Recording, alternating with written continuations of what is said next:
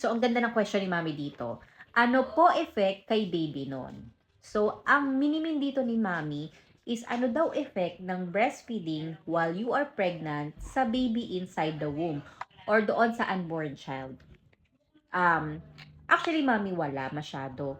Ang breastfeeding, walang masyadong effect ang breastfeeding sa unborn child while you are pregnant. Kasi pinagbabawalan lang naman talaga na mag-breastfeeding ang isang pregnant dahil merong nire-release kasi na oxytocin while you are breastfeeding. And yung oxytocin na yon, isa siyang hormones na nagkakos ng mild contraction. Kung di high risk ang pregnancy mo, kung nasa normal pregnancy ka, wala namang effect yun masyado. Hindi masyadong concern yun. Kaya may ibang OB na habang si mommy ay pregnant, nagpapa-breastfeed pa rin, pinapayagan po yun.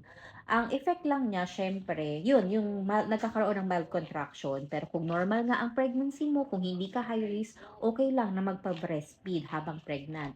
Pero syempre, share na ng nutrients yun. Ikaw na mami, lahat ng ini-intake mo na nutrients, syempre share yon sa kay baby, sa unborn child, sa baby inside the womb, plus share din ng nutrition or nutrients sa ginagawang milk na pinoproduce na milk supply.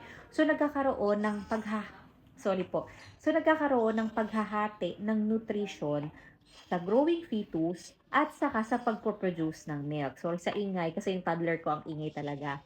Yun lang yung possible effect nun kay baby. Pero as long as healthy pregnancy, hindi ka high risk, normal, or okay lang magpa-breastfeed while you are pregnant. Kaya okay lang ipagpatuloy mo ang breastfeeding mo sa inyong child habang ikaw ay buntis. So, yun lang. I hope this video helps you. Bye!